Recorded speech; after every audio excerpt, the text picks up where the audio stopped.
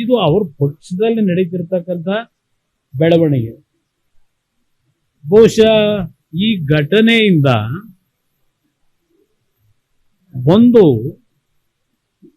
ಸಮಾಜ ಇವತ್ತಲ್ಲಿ ನಡೀತಾ ಇರ್ತಕ್ಕಂಥ ಒಂದು ಸಮಾಜದ ಮೇಲೆ ನಡೀತಾ ಇರ್ತಕ್ಕಂಥ ಒಂದು ಗುಮಾನಿ ಅನುಮಾನಗಳು ಆ ಸಮಾಜದಲ್ಲಿ ಇರ್ತಕ್ಕಂಥ ಕೆಲವು ನಾಯಕರ ಮೇಲೆ, ಈ ಗುಮಾನಿಯ ರಾಜಕಾರಣದಲ್ಲಿ ಇವತ್ತು ಕಾಂಗ್ರೆಸ್ ಅಲ್ಲಿ ನಡೀತಿರ್ತಕ್ಕಂಥ ವಾತಾವರಣ ಏನಿದೆ, ಬಹುಶಃ ಮುಂದಿನ ದಿನಗಳಲ್ಲಿ ಆ ವರ್ಗದ ಜನ ನಮ್ಮ ಜೊತೆನಲ್ಲೂ ಮೊದಲಿಂದಲೂ ನಮಗೆ ಹಲವಾರು ಕ್ಷೇತ್ರಗಳಲ್ಲಿ ಗೆಲ್ತಕ್ಕಂಥ ಸಹಕಾರ ಏನು ಬರ್ತಾ ಇತ್ತು, ಇವತ್ತು ಅವರಿಗೆ ಮನವರಿಕೆ ಆಗ್ತಕ್ಕಂಥದ್ದು ಈ ಬೆಳವಣಿಗೆಯಿಂದ ಆಗಬಹುದು ಅಂತಕ್ಕಂಥ ರಾಜಕೀಯದ ಒಂದು ಅನಾಲಿಸಿಸ್.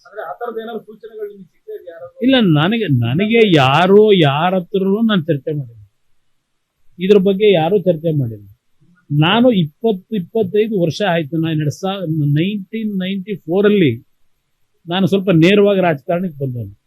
ಅಲ್ಲಿಂದ ಇಲ್ಲಿವರೆಗೆ ಹೆಚ್ಚು ಕಡಿಮೆ 27-30 ವರ್ಷ ಆದಂತ ರಾಜಕೀಯದ ಅನುಭವಗಳು.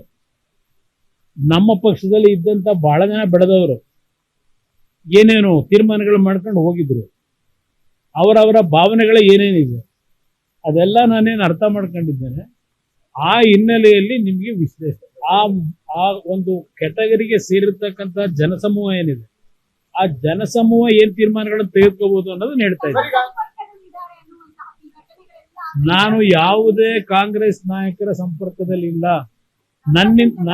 ನಮ್ಮ ಜೊತೆಯಲ್ಲಿದ್ದು ಬಿಟ್ಟೋದಂತ ಅಲ್ಪಸಂಖ್ಯಾತರಿರ್ಬೋದು, ಮೇಲ್ವರ್ಗದವ್ರು ಇರ್ಬೋದು, ಯಾವುದೇ ಸಮಾಜದವರು ಕಾಂಗ್ರೆಸ್ನಲ್ಲಿ ಇರ್ತಕ್ಕಂಥ ನನ್ನ ರಾಜಕೀಯದ ಕಾಂಟ್ಯಾಕ್ಟ್ ನಲ್ಲಿ ಇಲ್ಲ.